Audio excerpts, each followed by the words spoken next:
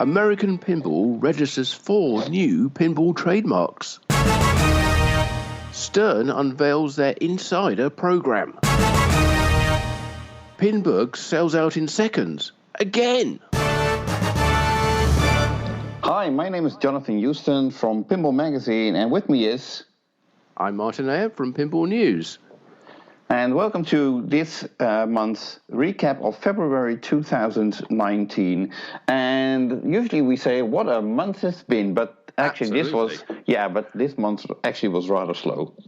It was. I think everybody's kind of waiting for March and April and the shows that are coming up in those months to announce things. So yeah, it's been a relatively quiet time, but it doesn't mean there hasn't been a number of events in the pinball world. No, that's true. We made quite a list, so we just named 3, but there's a lot more. But it's just short news, so hopefully, let's see if we can keep this under 2 hours this time. See, we keep it under 1 hour, actually. Yeah, okay, well, I'm not trying to push it that hard, but anyway. Let's start with American Pinball. Yes, and they have been busy registering trademarks for, what we have to assume are upcoming games. They may or may not be. They may just be speculative trademark registrations just to make sure nobody else takes those. But I don't think any of them are actually licensed as such, although they do. Some of them do have license or have characters we might be familiar with, if you want to go through what it was they actually registered. Sure. Well, the 4 trademarks are Poker Run, Sherlock Holmes, Valkyries, and Robin Hood. Okay, so obviously some couple of characters there with Sherlock Holmes and Robin Hood. Poker Run, it suggests a card-based game, which we haven't had for quite a while. Right. Although obviously card games used to be really big back in EM days, but seem to have gone out of fashion recently. So it's interesting to see Poker Run, which is almost like Casino Run from Jackpot. Right. And Valkyries, which is, I'm not entirely sure what that would be. Me neither. So, yeah. Not suggesting that would not be a good title. I have no idea what it is. So, come to think of it, wasn't there some sort of Tom Cruise movie, Valkyrie Skies or something? But I'm not sure whether that's anything related or whatever. It was Vanilla Sky. I don't know if that's anything to do with it. But anyway, but I think probably the biggest buzz has been around the potential of doing a Sherlock Holmes game. Right. Because I would assume that by now the Conan Doyle books are out of, well, at least they're not, the characters aren't trademarked, because there's been plenty of movies and TV series portraying Sherlock Holmes over the years, and quite a bit of a resurgence in interest recently with obviously Benedict Cumberbatch playing Sherlock, and also the Holmes and Watson, Robert Downey Jr. Right. Yeah. Oh, yeah. Yeah, Robert Downey Jr. one played, as well. Sherlock Holmes as well in the movies. So yes, it's of course Martin Freeman was Dr. Watson, who was in The Hobbit. So lots of pinball-related things there. But Benedict Cumberbatch, of course, doing the voice of Smaug in The Hobbit. Right. So they both got some pinball history to them. Right. So of the 4 titles, like you said, seems that Sherlock Holmes has gotten the most support, I would say, from the pinball community, as far as I could see. But I'm also a little bit, well, I wouldn't say worried, but if it would be anything like Houdini, I'm not sure whether that would result in a good game. What, more sort of mysteries or inexplicable events to try and or tricks or tasks to complete? Well, it's not only that, but if I look at the structure of Houdini, I mean, the game is basically like a paper on who is Houdini and what did he do and accomplish and what did he spend his time on, up to the point that I really don't care and I really don't want to know. and all these details are in the game, taking up time during gameplay and all that, and it's really annoying to me. So if that would be the case with Sherlock Holmes, I'm not sure whether they would turn it into a good game, although I do think that Sherlock Holmes as a theme might be very suitable for pinball. Oh, I agree. But I don't think Sherlock Holmes probably doesn't need the level of explanation in the way that Houdini did, or Houdini doesn't need that level of explanation. I think people understand who Houdini is and what he's famous for, and the same with Sherlock Holmes. So as you said, hopefully they've learned from that first game that it's a little less in terms of the lecture on the life of the character. The best way to hopefully to go back to our resolutions that we expressed for 2019, I think even though Sherlock Holmes is a detective theme, which should have some depth to it, because obviously these cases aren't that simple to solve. But the challenge would be to make it actually an easy to understand but difficult to master game. And especially the easy to understand part seems to be rather conflicting with a theme like Sherlock Holmes. Well, in a way, although you could easily understand there'll be a series of modes each one relating to a book, and then you have to complete them all, or solve the mysteries by making the shots. And when you've solved all the mysteries, you get to, I don't know, the showdown at the falls with Moriarty.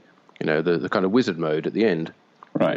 That would be reasonably easy to understand, even for somebody who's not that familiar with all the intricacies of the stories. Right. On a totally different, slightly related note, I did visit the Baker Street Sherlock Holmes Museum earlier last year. Well, there you are. You see, I live in London, and I go past Baker Street station every single day, and I've never been there. Yeah, okay. I had some time to spare last summer, and I was there with my sister, and we thought this would be interesting. Actually, it was. It's a very small. It's a museum. I think. Obviously, the gift shop is bigger than the actual house where where Holmes supposedly was residing. But let's keep in mind, it was a fictional character, so he never lived. It was a fictional character. Yes. Yes, until very recently. Well, not very recently. Reasonably recently, that place was a bank. It was actually what's called a building society, which is like a sort of mutual type bank owned by its members. And it was for many years. I don't know what it is now. 221B Baker Street. Right. Well, it's basically a sort of museum, and it's completely decorated like Sherlock Holmes was actually living there, with a bedroom and with a bed in it, and. Basically, if it wasn't for all the tourists, he might still be living there. Yes. So yes. And but it's a very popular sightseeing thing, or whatever you want to call it, because there was a long line of people waiting to get in there, and so. So anyway, those are the four trademark titles that American people. Obviously, Robin Hood also has been done multiple times. There's one thing also to comment on these is that American Pinball registered these trademarks also for the use in slot machines, which may or may not indicate that at some point they might be interested in developing slot machines. It could also be that pinball and slot machines are in the same category as far as trademarks go, and that they get the slot machine trademark together with the pinball trademark, or vice versa, whatever. Yeah, it's interesting that there hasn't been a Sherlock Holmes or a Robin Hood slot machine up until now. I'm not sure whether Robin Hood for a slot machine would be interesting, because as soon as you win your jackpot, the machine robs you of your money, because then you're rich. Yeah, but on the flip side of that, if you don't win anything, then it takes the money of somebody who did win and gives it to you. So that's good. Right. Okay. So anyway, they've got those 4 titles. So not wishing to prolong that too much more.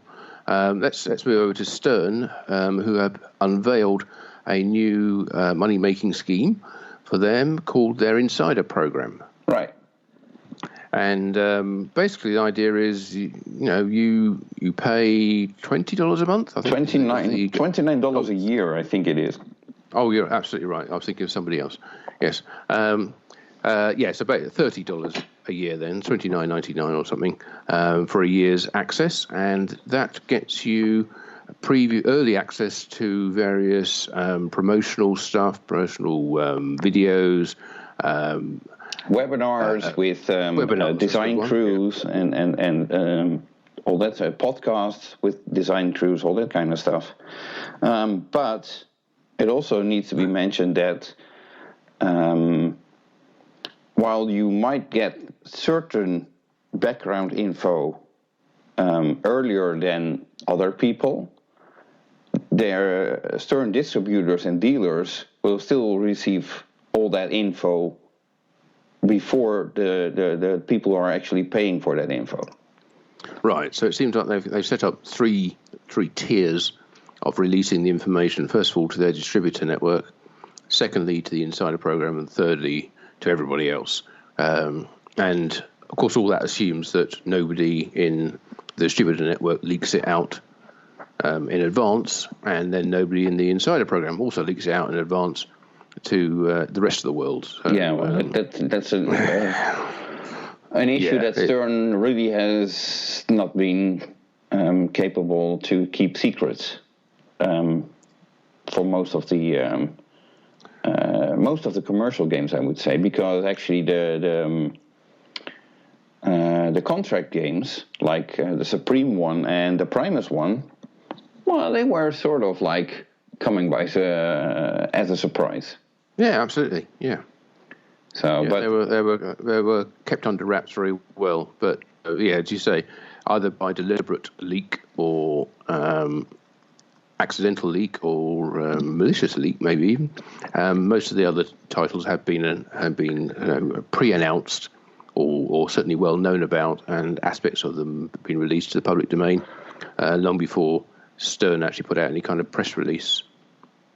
Right. So, still, I find it odd. Okay, so there might be webinars for distributors and dealers that might be made available afterwards, once a game has been released, to the insider program, which tells me, like, okay, so you get to see what the distributors are being told, but you probably get to find out weeks after the distributors were actually informed, and then probably also some of the pricing info, and I can assume that would be edited out, but we don't know.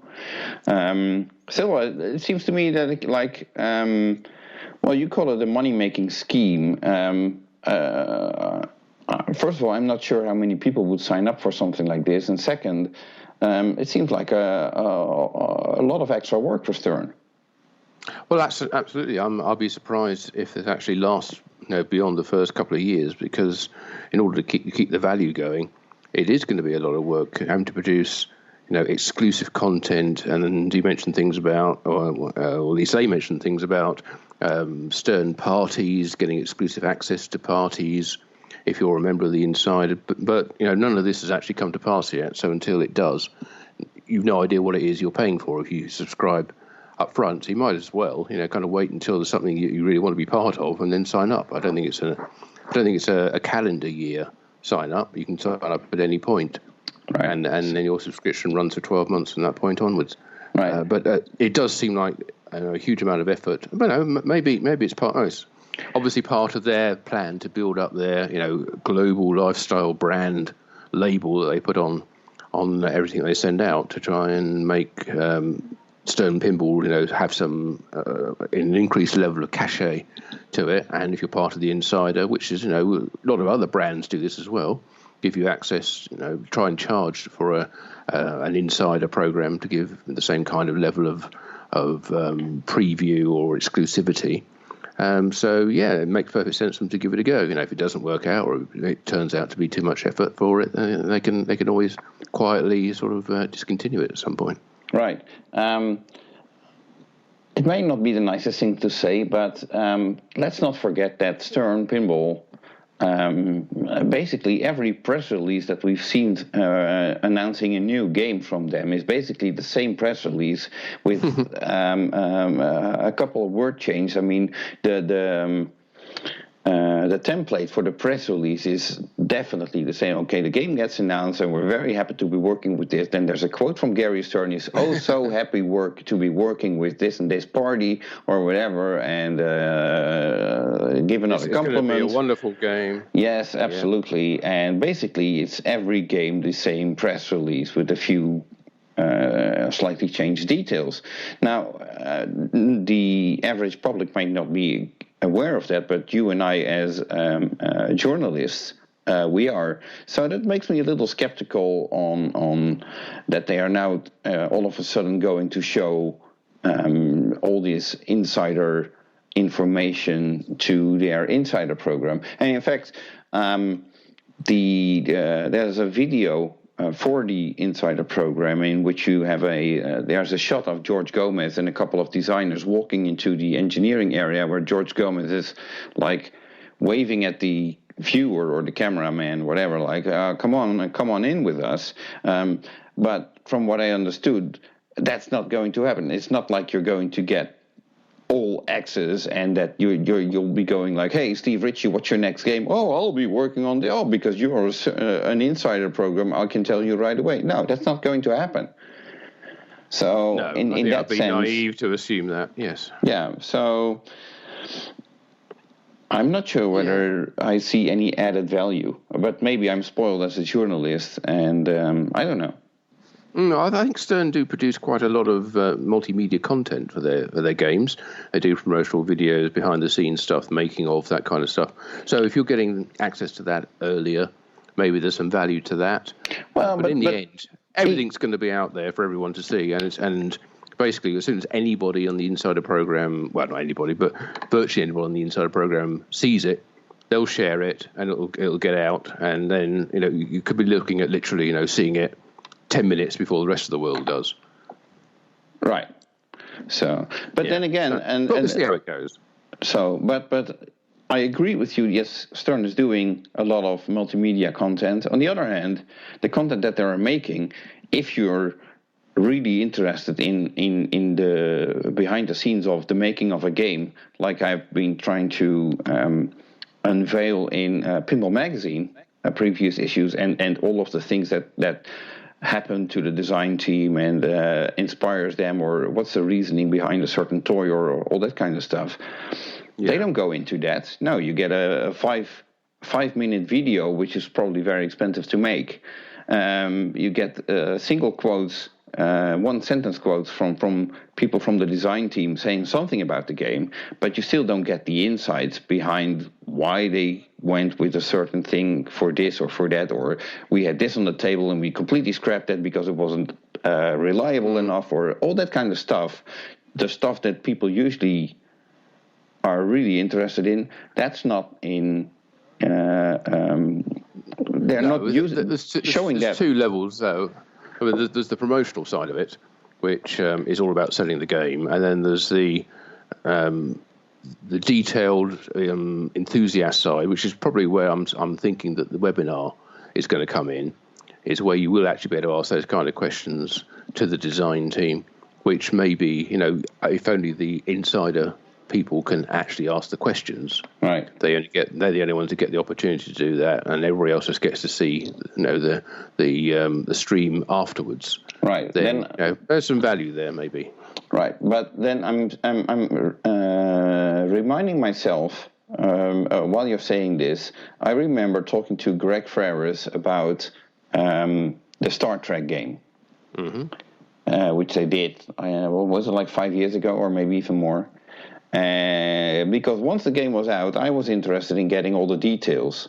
And basically Greg said, there's a time to sell the game and there's a time to talk about the game. And as long as they're selling the game, they're not going to talk about what a terrible time they had with the licensor getting everything approved and all that kind of stuff. So, it's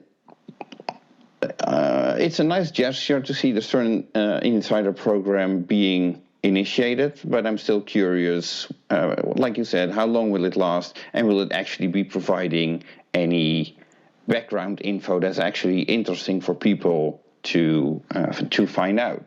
Or will it be like, no, we're still selling that game, we're not giving,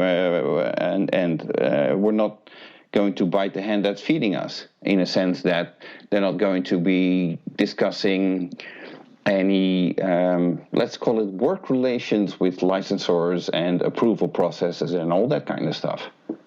No, I think that's absolutely fair. No, as you said, there is as Greg said, I guess, they are selling the game until they're not selling it, and then and that can be many years later. They start talking about exactly how everything went in the design process. But give them a chance. Let's see what they come up with, and we can make a judgment on that. Sure. Okay. Then our next headline: Pinball sells out in seconds again. Yeah, apparently so. And that's all there is to report about it. So the segment lasts as long as it took for are not tournament players. I'm not anymore, although I certainly have an interest in tournaments. But I haven't been to Pinburg. You haven't been to Pinburg. We're not going to go to Pinburg because we don't play in tournaments. But there are plenty of people who do. And the whole thing sells out literally in a matter of seconds from the opening of sales for the tournaments. Well, the interesting thing is that obviously it's a tournament. I get that. But I have been visiting or attending various pinball shows. I actually have no idea whether it would be fun for me as a non-competitor to go to Pinburg. Well, you're talking about going to Replay FX. No, I'm talking about Pinburg, actually going to Pinburg, where, would that be fun for me as a non-tournament player, just to be hanging out and playing some games that are not part of the tournament area, and, would that be fun for me? I understood there are vendors and all that kind of stuff, so it could be interesting, but in terms of whether it would be, I have not been... Pinburg is the tournament that's at Replay FX. Right. So you can still go to Replay FX, play the free play games there, and watch all the tournaments. You just can't compete in them unless you're signed up for Pinburg. Right. And that's what's sold out. So it's still part of a bigger show. It's like at the Texas show we go to. They have the tournaments there, but you can still go to the rest of the show. And there's no limit on ticket sales for Replay FX. Okay. So yeah, I'd like to go there, even as a non-tournament player these days, just to see the whole place. I mean, it's got to be a massive spectacle to see, and even bigger than, I guess, going to Papa. So maybe we should look up our agendas and see whether we... Seems we both haven't been there yet. Yeah, well, maybe. I certainly haven't got anything scheduled for that time of year yet. What are we looking at? June, July, something like that? I think so. Yeah. Yeah. I did one of my New Year's resolutions was to go to different shows, and it may be that my work schedule means that I'm actually forced to go to different shows this year. I can't go to the ones I was going to go to. Oh, I thought you weren't allowed back in. That was something else. Sorry. No. We don't talk about that. I'm not sure we meant Stern or the US in general, but yes, interested to go to some different shows, and I want to try and see if we can get to. I wanted to go to Rocky Mountain this year, but looks like I've got a big project that's finishing around that time, so maybe that's going to be ruled out. But that's a great thing about pinball at the moment. There are so many great events to go to that if you can't get to one of them, well, hang on a couple of weeks and there'll be some more events out there for you. Yeah, well, it's going to be an interesting year for you as well, in the sense that obviously since you're based in the UK and there's the Brexit thing going on, and we just have to see how that will roll out. Or what will happen down the line, in the sense that we still don't know whether it will take place or whether it not will take place, and how it will affect everybody else in Europe and outside. And who knows, you might not even be allowed to leave the country anymore. Oh, okay. Well, let's not get into that because we could turn this 1 hour podcast into a 6 hour podcast if we get into Brexit discussions. But yes, it's all a bit unknown at the moment, but it'll sort itself out one way or another, I'm sure. Right. Okay. So, we mentioned in the beginning that it was a relative slow month, but there's a couple of newsworthy items I guess we can quickly run through, and by quickly I mean it will probably take up half an hour, but still, let's try to do it quickly. Okay. So let's, you and I are both going to the Texas show later this month, a couple of weeks' time. In fact, less than a couple of weeks' time. Oh my goodness, it's creeping up. So, no, it is. It's by the time you listen to this podcast, I expect it will be about 2 weeks, I think, until the Texas show. So yes, and at that show, we knew that Haggis Pinball, the from Australia startup, would be attending and would be bringing a game with them. Now it turns out that they're not bringing the game that's called Wraith with them, which I think they were planning to, or maybe people were assuming they were going to be bringing that because that's the one that they've been promoting most heavily. But they will be bringing another game, which is called Celts. Well, I'm not sure whether they are bringing that as well. I have at this point, I have to be honest, I have been watching their video updates, which are interesting. But actually, to be honest, I have no idea which game they are actually working on and which they are bringing, if they are even bringing a game. So don't pin me down on whether they are bringing a game, yes or no. That's completely up to them. I'm just going on what it says on their website at the moment, which says that they will be unveiling the Celts game at Texas. Does it also say when that was written? No. Obviously, things are liable to change. All sorts of things could happen. There's customs, there's disasters that could get in the way. There's shipping. All sorts of things could happen to prevent this. That is their current and latest, at the time of broadcast, plan is to reveal their Celts game, CELTS, but not Wraith. Wraith will be unveiled at a later date. Right. So interestingly, in their currently latest video, we see a lot of progress, or basically what we see is the guy who is making the videos sanding down a cabinet from an existing game.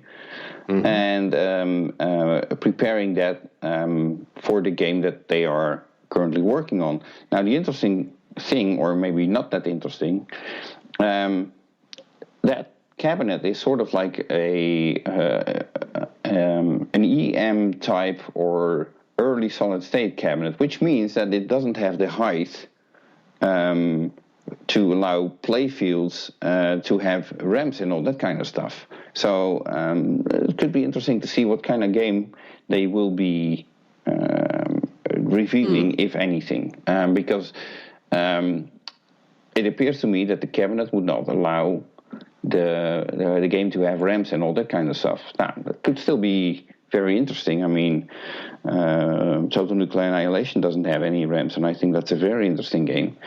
But it's just something that occurred to me, like, okay, that might be a challenge. Or not. I don't know. Good. I'm glad we cleared that up. Yes. So that's one company which will be, plans to be unveiling a title at the Texas Pinball Festival.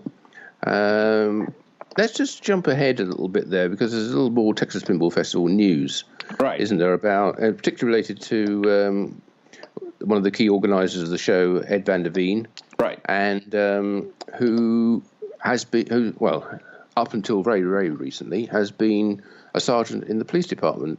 Yes, of the city of Irving in Texas. And he retired this month. February 28th, he retired. And surprise, surprise, March 1st, he announced that he will be running for mayor of Midlothian in Texas. So that's Midlothian being particularly of interest to us because that's where the Texas Pinball Museum is located. Right. So obviously, Ed van der Veen is a very active member in the Midlothian community, mm-hmm. And So with I guess one door closing, he's opening another window. Yes, absolutely. Yeah. So let's hope it all goes well for Ed, and maybe talking to Mayor Ed van der Veer. I don't know when the actual election is. I have no idea either, but it's a very interesting bit of news that I figured that we should mention. And well, like you said, we wish Ed best of luck with his plans to becoming a mayor. Yeah, exciting times. What with the show coming up, the museum opening, and now a complete change of career. So good luck to Ed and Kim as well, and hope that all works out well. Right. So moving on, more news. Well, Riot Pinball is a company that has been building new designed pinball machines, but in rather short runs, even if multiple games. Scott, I'm trying to think of his last name. I can't help you with that one, I'm afraid. Okay. So the company is owned by Scott, and sorry, I forgot his last name. I can look that up quickly. But he did Wrath of Olympus, which was a wide body game with a very packed wide body game with an upper playfield, and a very impressive game, I have to say. He did that, and he built that as a homebrew game. And at some point, they even discussed or talked to Spooky Pinball to see whether the game could go into production. But apparently, the bill of materials, the economics just didn't work out. So sadly, that never happened. And now they're currently working on a new title, which is called, let me look it up here, Legend of Valhalla. Valhalla. Right. So, and I need to mention that in the meantime, in between, they also did the bingo type playfield, which was manufactured by VP Cabs, the Deadman sort of poker themed Deadman's Hand. Yeah, Deadman's Hand. Yes. Yes. They did that, which I thought was interesting, and so they've been working on a couple of things. And the interesting thing about Legend of Valhalla is that they posted actually pictures on their Facebook of the actual CAD drawings of the playfield. So they're already in that stage, which is pretty far along of the design. So hopefully they will be building games soon, or a game soon, and bringing it to shows, which is what they did with Wrath of Olympus as well. But that still doesn't mean that we might actually see a production of such game, in the sense of, like a factory, So we still have to see how that would work out. Now, speaking of that, before we started recording this, you and I were having a little chat, and I figured, why doesn't a company like Jersey Jack Pinball step in and basically buy one of these designs by Scott and take it into production themselves? And if upfront something like that would be known, that might be something to take into consideration during the design, so that it would actually be manufacturable. Yeah, I think my suggestion was that I don't think Jersey Jack Pinball is particularly short of designs at the moment, but we both agreed that we could see how it might well be over the next few years. And if someone like Scott, who did Wrath of Olympus, or he had some more designs. I mean, on the Riot website, you can see a design for Alice of Wonderland, for instance. It says coming soon, And you can imagine that would be a very good theme for Jersey Jack Pinball to make, a family-friendly title with lots of possibilities and lots of modes suggested from the various scenarios from that book and the movies have come from it. Although I might think that Deeproot might be doing Alice in Wonderland, since that was one of the games that John Poppaduk was working on. So yeah. Well, there's, as we've seen recently, there's no reason you shouldn't have more than one game with the same title, with different approaches to it. And we've seen that. True. Let's not go into all the different ones, and some of the ones which are coming up in the near future as well, which we're probably not going to talk about at the moment. Right. But yeah, certainly it certainly says on the Riot website that they have a design for Alice in Wonderland that is coming soon. Yeah, I did look up Scott's name. Scott's named Scott Gullix. Yeah, absolutely, yeah. So I did look that up. So we'll be keeping an eye on that, and usually he's at various shows. And if we run into him, love to hear him out on what his plans are for Legend of Valhalla. I think it's interesting to see that this is sort of like a Viking type themed game. We haven't had those in a very long time, so that could be interesting. I'm pretty certain that I can already predict that the soundtrack will sound a lot like heavy metal, well, let's keep it in the Scandinavian metal scene, that type of music. That would not surprise me at all, but I might be completely wrong. But I don't think it's going to be like Kygo, tropical music and that kind of stuff. No, probably more Queensryche than anything. Yeah, that kind of stuff. Yeah. So, which is energetic to play pinball too. So we have some other titles which are potentially coming up, and ones which are in production at the moment. So let's go to one which we're doing at the moment, which is Alice Cooper's Nightmare Castle. Right. From Spooky, of course, and that's on the line. Now they've finished making Total Nuclear Annihilation for now, but maybe forever. But if they get the orders in, I'm sure they'll make some more. But there's a new code update for that game. Do you know anything about what that brings to the game? Apparently, they are very happy with it, but that's not a surprise. I haven't. They said it's probably the best spooky game ever. I'm not sure I remember who said that, but I hope it is for them. We'll get to play it in a few weeks at the Texas Pinball Festival, so we can judge for ourselves. Yeah, where it was revealed, of course, one year ago. Yes. So, and for a small company, that's still very impressive to have the game in production a year after it's being revealed. I know other companies that take longer after revealing a game to take it into production, and some companies even reveal games 5 times and still never go into production. That's true.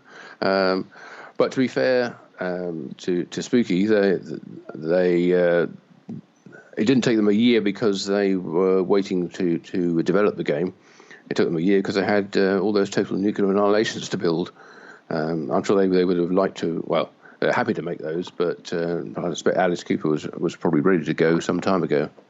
Yeah, but it's good to see that they're still working on code and polishing up the game and improving it and adding modes and what have you. So, and it's not really a surprise that the game was updated, because you already know that Scott Danesi has been looking at audio aspects of the game, I think, and some other people as well. So at some point, an update was very likely to come out. Okay, so that's a game which is in production. Actually, on the note of Alice Cooper Nightmare Castle, obviously last year at Texas Pinball Festival, the game was revealed and we could play just a single ball as you were playing it. For me, since I haven't attended any other big pinball shows in the US where the game was present, for me it will be actually a chance to play the game and see what to get more familiar with the game, so to speak, because obviously the code develops, and now we get to play full games, I expect. Yeah. So you can. So. Yeah, you'll be able to see the difference, I'm sure. Apart from the fact you're getting 2 more balls for your game, if nothing else. Right. So yeah, let's look forward to playing that game in Texas in a couple of weeks' time. Now, one company which has revealed their intentions to produce a game is Great Lakes Pinball. Right, we mentioned them last month on our podcast. And their expose game. Yes. And last month they revealed their character called Leroy, and this month they revealed another character called Sasquatch Bruce, the forest florist. And the character looks a bit like my first impression was it was sort of like a Bigfoot character. Right, okay. Yeah, well, we had him, Bigfoot, appear in a few games, or certainly a Bigfoot type character appear in a few games. Obviously, Whitewater springs to mind, as well as Lexi Lightspeed. And not to mention the Belly Bigfoot game, which was the other Hercules-sized pinball machine.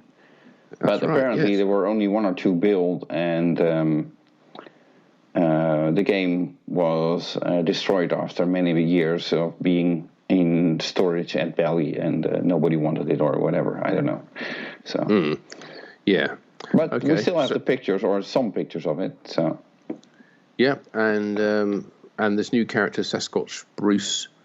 I'm not sure the forest florist is necessarily a particularly flattering description, or doesn't enthuse people necessarily. But I'm sure they have big plans for what they're going to do with that character in the game. Could be hilarious.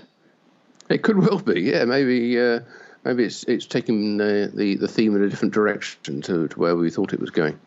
Right, okay. So, moving on, there's 2...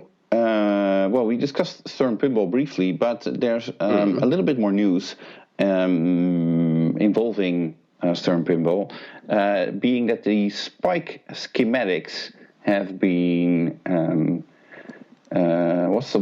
published on the internet? Yes, that's right.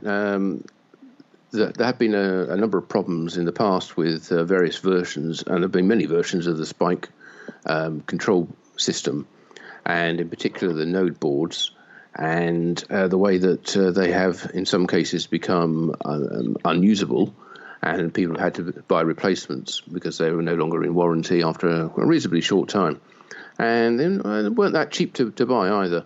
So I think people were looking for ways to repair them, and up until this point, Stern had never released any schematic diagrams for those boards, and they announced recently that they were going to put all the schematics for their spike system boards on their website by the end of February, and almost entirely true to their word, they put nearly all of them on their website. So if you do go to the support area, you can scroll down and look at the different boards in the make up the Spike 1, Spike 2 system, and if it means anything to you, it's interesting reading.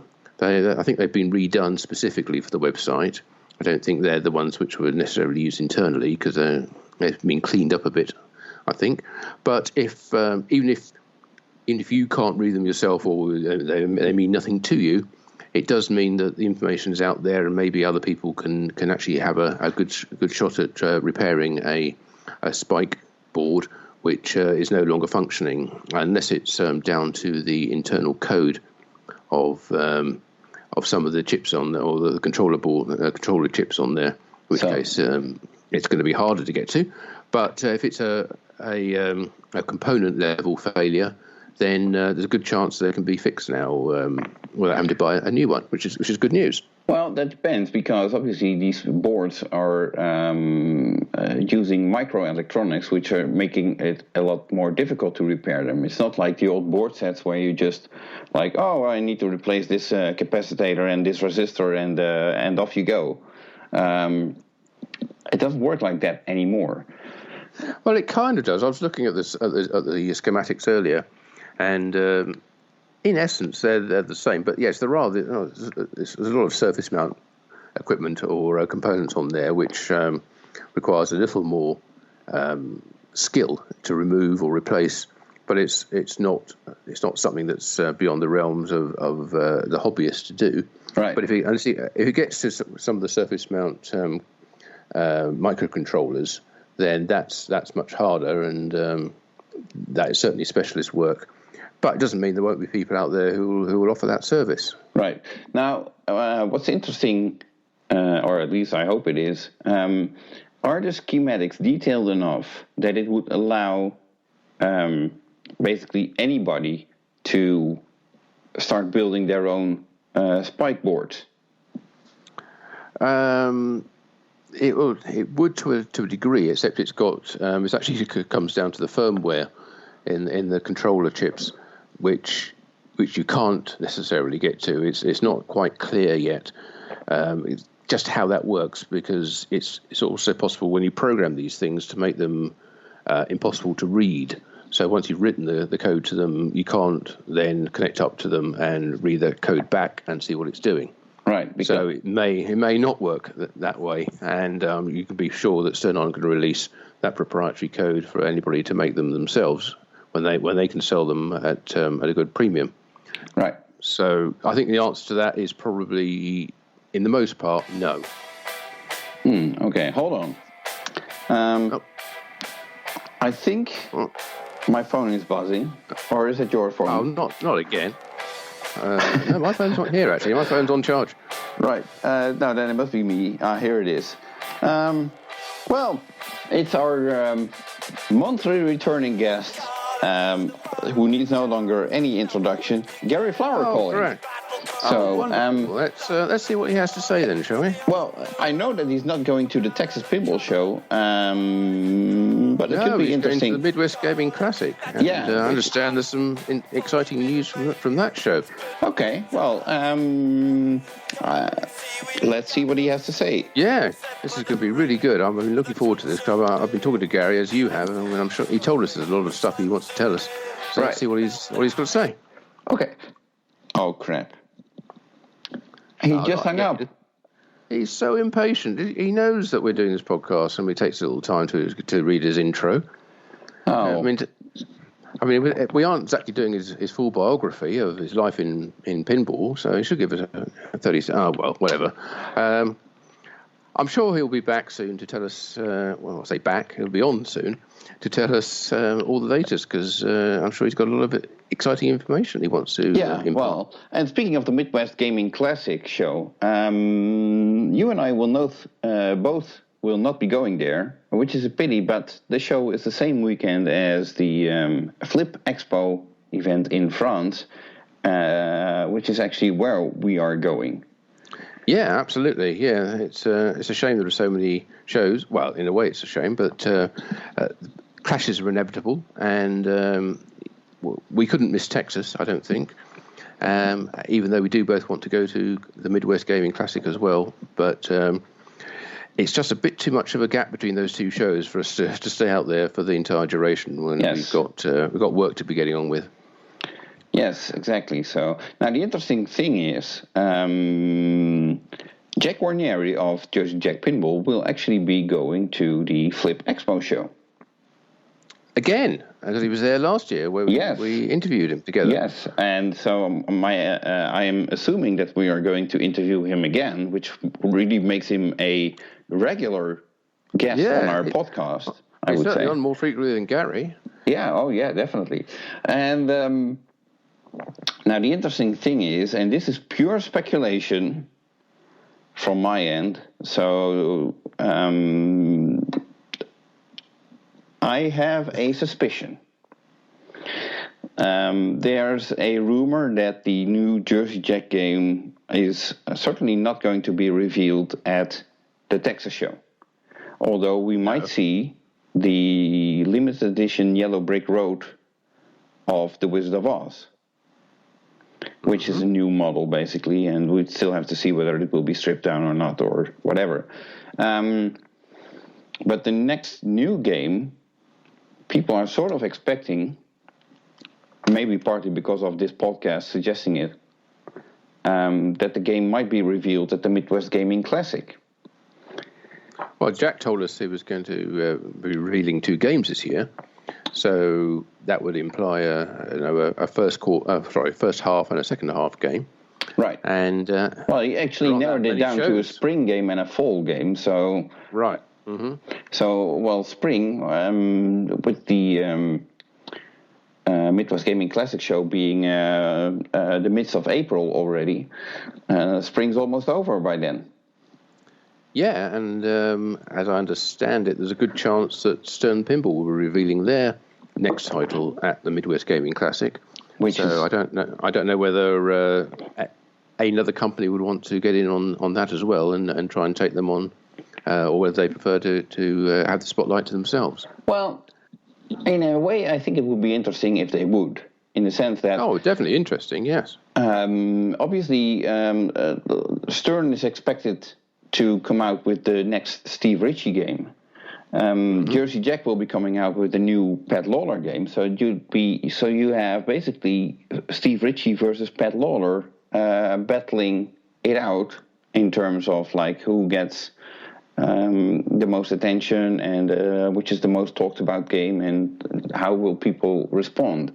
Now keep in mind that Stern last year at the Midwest Gaming Classic, they showed up with, what was it, like 20 or 30 Iron Maiden games? That was the new game by then. So they really made an impact over there. If they have a new Steve Ritchie game, I would not be surprised if they would try to pull off a stunt like that again. Yeah, well, I guess they got the same kind of space in order to do that. And I can't remember, I think Iron Maiden was revealed before the Midwest Gaming Classic last year. Yeah, it was revealed, but I think it was the first show where the game was actually shown. We had seen pictures. Okay. There was a online reveal with photos of the 3 different models and so on, but it hadn't been at a show yet. Yes, that's right, because they didn't reveal it at Texas, but then they announced it fairly soon afterwards, didn't they? Yes. So Midwest Gaming Classic was basically the first big show, or the first show that had the game, and Stern made an impact by showing up with that many games. So they might do something similar. Interestingly, and again, I'm just speculating and suggesting, and I'm not implying anything, but it could be interesting since there's two big shows in the same weekend, one in Europe and one in the States. It could be that Jersey Jack might say, like, you know what, we're going to reveal our game on 2 different shows at the same time. Because Jack's already at the show in Europe, so why not reveal the game there as well? Well, obviously it means that Jack can't announce the game at both of them. So it would allow maybe Pat to announce the game in the Midwest Gaming Show and Jack to do it in Europe. Right. So that could be a scenario that I would like to see. Let's call it that. So it's, again, pure speculation, but it would be nice. Nice to see if companies can sort of do different types of reveals and approach things in a slightly innovative way, rather than just doing the standard, here's the game, you can play it, but to spread it out across the world, right. That would be interesting. Yeah. It would be an interesting opportunity, I guess. Let's call it that. So I'm not saying that is going to happen, but it would be interesting. And who knows who's listening, and, okay, yeah. So we don't speculate, we create the rumors over here. Well, that's some more speculation then. Our good friend Joe Kamikawa has been speculating or creating rumours, shall we say, about the possibility of a much anticipated but up until now unfulfilled pinball license. I'll let you actually give the details of that. Okay. There was a Facebook discussion where a Harry Potter themed pinball machine was brought up, and where Joe Chemical actually mentioned that you'd never know what's in Stern's engineering's department, something like that, along those lines. Which obviously triggered some people to see if they could get any further details, which they couldn't. But it is interesting to note that Joe, who's working for a slot machine company, and that slot machine company does have the Harry Potter license. That did surprise me, because I didn't think that, given everything we've heard about why Harry Potter can't be used in a pinball, it would certainly tend to suggest that putting it into a slot machine would be, even less desirable than it would be in a pinball machine. Well, that's one way to put it. I was actually surprised at in the same way. I figured, if pinball is already considered to be too evil for J.K. Rowling, and then how come slot machines is okay? But apparently, if you just wave a check with enough money on it, and that's purely speculation from my end, I apologize for that, but then all of a sudden doors open that otherwise remain to be shut. Yes, I was absolutely flabbergasted, gobsmacked, whatever you like, to find they're doing a slot machine with Harry Potter, because that doesn't go with anything I've heard in the past about why the desire from J.K. Rowling not to see Harry Potter themed items appear in bars or certainly not casinos or anything like that. And yet there it is. So maybe it's not maybe here the rules yet. have changed. So no. But if the license has been acquired, then it's a possible release before too long. Right. Although get the game out before the license gets too cold, and forgotten. It wouldn't be the first time that a slot machine would be designed and in the end turned down after all. We don't know the details, so for all we know, such a slot machine might be designed and still declined after all the design work, although that would be kind of surprising, I would say, but still. We don't know the details of the license. Maybe we'll just have to see.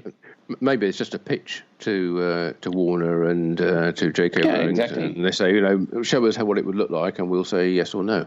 Right. So it's all very premature, and we have no further info on that. But it's interesting, and as we've seen with the Beatles, if Joe Chemical gets behind it, then all of a sudden pinball themes that have been desired by some for many, many years do become a potential reality, so to speak. Yeah. The ones that people thought had been impossible in the past, Right. suddenly turn into actual product. Right. So that's good. On the other hand, I have to say I'm not the biggest fan of Harry Potter, and I also haven't been the biggest fan of The Hobbit or Lord of the Rings, but those were movie trilogies that have seen pinball machines being themed around these trilogies. But with Harry Potter, I think there's 7 or 8 movies. That's way too much material to work with to put in one pinball machine, I would say. I agree. Yes, you could do. You could do an early years. You could do a later years. You could do the first 3 books. You could do the first. 3 seems to be a good number, the magic number in some cases, for doing pinball games, because you can obviously have the 3 different movies or the 3 different books as different strands through the game. But yeah, I agree. There's so much material to work with there. It's it's daunting, and it's overwhelming, really, the amount of possible things you could put into the game. So yeah, it could lead to a series of games, or the license could be split in various different ways. Right, but we'll see. If indeed there is a license. Right, and maybe the best way to do with a Harry Potter themed game is not to go into each of the different movies at all. Maybe just do one with just the main characters that are in every movie, which are a bunch of the teachers and Harry and his friends and the kids who are not so much his friends, but they are in several of the movies as well. So maybe do it just a character-based game could be maybe the way to go for Harry Potter, to make it appealing for everybody who's seen maybe just one or two of the movies. But there's lots of ways of doing it. It could be a sort of fairly superficial in that way, but it could be, it could break down. So once you get deeper into the game, you get more and more detail from it. But if you're just playing it simplistically, that is exactly what you see, what you just described. But if once you start getting beyond into the deeper levels of it and getting into wizard modes and all that, then you can bring all that into play. But let's not get too bogged down in something which you don't even know exists, because there's another company which is also talking about building games. Yes. But hasn't done anything yet. But they are. Well, I wouldn't call it anything, but they haven't built a great track record. Well, yes, they have. They've certainly made a name for themselves. And we're talking about Pinball Buzz, who are the publisher of the Pinball Adventures series of publications, I suppose. They're magazines, publications? Yeah. No, they're books. Okay. They announced the Pinball Adventures series, which is a 10-book series. So there's 10 volumes in that series. The first one was with Todd Tuckey, and that got huge or massive negative feedback. The quality of the paper was rather poor, I would say. Very thin, non-glossy. Basically, the book looked like it was printed on somebody's inkjet printer, which is not very desirable, I would say. Some images were taken from the internet in a very low resolution and blown up, and there was a lot of negative feedback around the first volume that was published last year. And interestingly enough, the second volume has just been released or published, whatever you want to call it. And in that, that was shipped to people who had pre-ordered the whole series. So some people received this second volume, which apparently is slightly smaller in size than the first volume, which I find rather odd, because I think if you get all 10 volumes, you really want them to be all the same size, so they align nicely on a bookshelf or something like that. But aside from that, there was a note in there that apparently indicated that they are looking into building or designing pinball machines themselves. I'm not sure how serious we should take that, but if it's the same quality as the book, then I'm not sure whether that's a good thing. Well, let's not prejudge it, but yes, it's certainly the I don't think it's got any relationship to the Penn and Teller interview that they have in the Volume 2. The Volume 2 is a Pinball Adventures, all about magic, and includes things like Circus Voltaire, which are not exactly magic, but Magic Girl, and other magic-themed games. But it does talk to Penn and Teller, and they're certainly creating a video game, or have created a video game. So maybe they're also interested in doing something in pinball. It might be interesting. So, now, the interesting thing is, or at least I think it's interesting, I hadn't seen anything about this, but maybe I haven't checked up on my pin site or other forums lately. Obviously, the Pinball Buzz is publishing the Pinball Adventures. They also published a Pinball Adventures calendar for 2019, which you and I both were not very impressed with. Yeah, and certainly in terms of the artwork quality. And also, well, I suppose the timing's all right. It is at least out and available if you wanted to get one for 2019. So you've still got another 10 months of use out of it. Right. And for $30, I don't think it's too expensive. But we didn't particularly like the pictures that they'd used or the way they composited them. But okay, so for $30, I can think of another printed pinball publication of 360 pages. So if you're looking for a calendar of 24 pages, or if you have $30 to spend and you want actual content, then may I suggest you buy Pinball Magazine number 5 instead, and that will probably take you the rest of the year to finish it. Well, you see, if only you'd printed at the very top a different date. You know, the first page is January the 1st, second page January the 2nd. It would double as a pinball calendar as well. My God, you're so clever. You see? I should have done basically every issue. Since I do one issue a year, I should do that with every issue. I should do issues of 365 pages, although that would be 368 to make it work. Mm-hmm. But and then basically make it a calendar. There you go. What Brilliant. A genius idea. Absolutely. I will look into that. Now, getting back to Pinball Buzz, what's interesting, looking into their shop, obviously they were familiar with the Pinball Adventure series and the calendar that we just described, but they also announced a series called Greatest Pinball Machines, which is apparently, it appeared to be books as well, where they will be focusing on the pinball machines of a specific manufacturer. So either it's Bally or Data East or Gottlieb, Sega, Stern or Williams. Yes, looking at a different number of top games from each of those manufacturers. It doesn't. Originally, we looked at like the top 20 machines.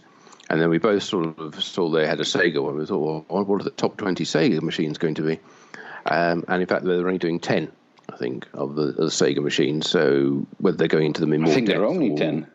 They're doing all 10 Sega machines then. Yes, I don't think these books are actually available yet. They're on the shop, on the website, I should say, for Pinball Adventures, but I don't think you can add them to the cart and buy them just yet. Yeah. So the interesting thing is, I'm looking at the content listing for the Gottlieb volume, and basically it says, if you love pinball, then you'll love the top 100 most popular pinball machines we explore in this 10-volume series. Interesting, including Stargate, Joker Poker, Devil's Dare, Black Hole, Class of 1812, Rescue 911, Frank Thomas Big Hurt, Haunted House, Freddy Nightmare on Elm Street, and Operation Thunder. So that's like completely ignoring that Gottlieb actually made electromechanical games. Yeah. And if we look at the most successful poker or games that Gottlieb did, then Spirit of 76 comes to mind, which is was one of their biggest sellers. But Sinbad and Cleopatra were also over 10,000 of units, which was very, very big at that time. And I think of all the Joker Poker did very well. That's a good game. All the other games listed here didn't actually. Well, Haunted House did okay, but had its issue in its day, and the rest of them. If you're just looking at production numbers, it should be a completely different list. This is just like the last games from Gottlieb that they sort of got their hands on, but certainly not the best of, I would say, or the top sellers. But okay. Yeah, I wonder how their top, in inverted commas, top machines are chosen for this and for all the other manufacturers. Right. So is it some kind of, are they taking ratings off the internet, or are they just the ones they've got access to? Right. But to keep up with their tradition of poor printing, even the thumbnails of the flyers on the website are of very, very low quality. So they are consistent in that way. We'll just have to see, but I find it rather interesting to see that they already announced this whole series. And I do have to mention that I actually think that they announced the Pinball Adventure series.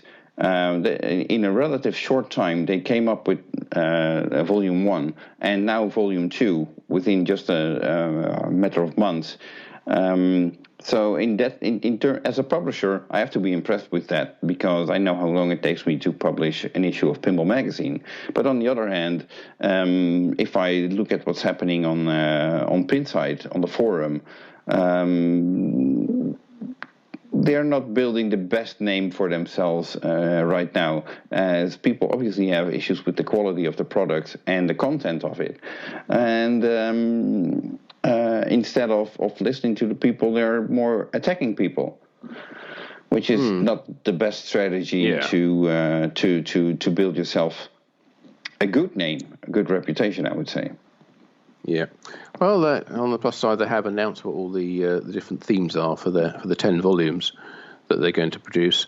So if you want to go to the pinballbuzz.com website, you can see what Volume 3, Volume 4, and so on up to Volume 10 are, what the themes of those are going to be. Things like space, horror, science fiction, Wild West, and movies, music, and sports and that kind of thing. Right. So see which ones might appeal to you. Right. But so I guess the model of in which they are working is rather clear. So obviously, in Pinball Adventures, they pick a certain theme, and with the world's greatest pinball machines, they pick a manufacturer and they pick a bunch of games from one brand and just throw it together, and that's basically what they do. So, we'll see how they develop. And like I said, apparently they expressed an interest in starting to develop pinball machines as well. So we'll keep an eye on it. Busy times at Pinball Buzz. Then yeah, apparently pinball is not as hard as everybody makes you believe it is. I mean, if even a book publisher can do it, yeah.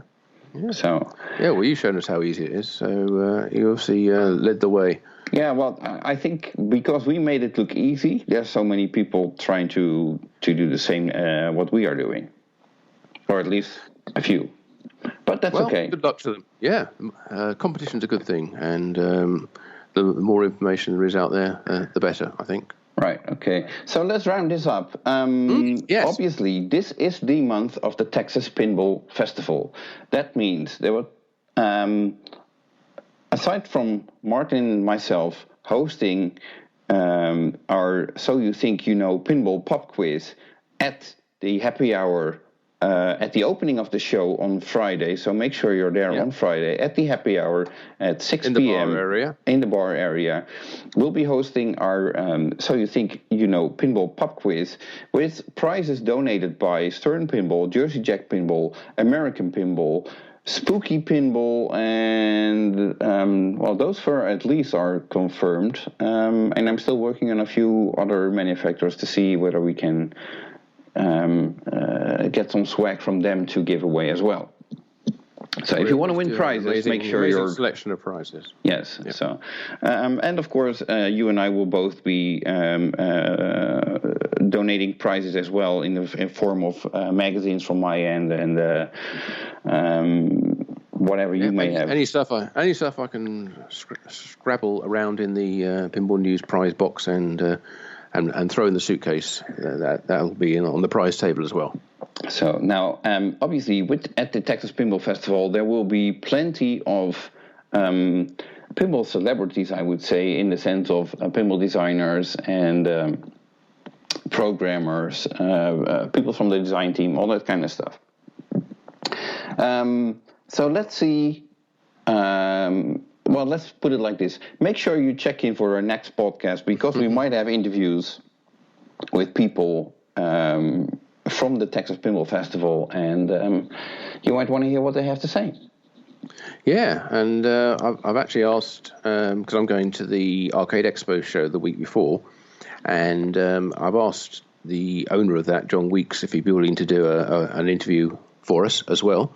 Right. Haven't heard back from him yet, but I'm sure he's got a lot of good stories about how that amazing facility came to exist, and what a huge number of games he's got there, and how he deals with that. And I have a story on that. Must be, yeah.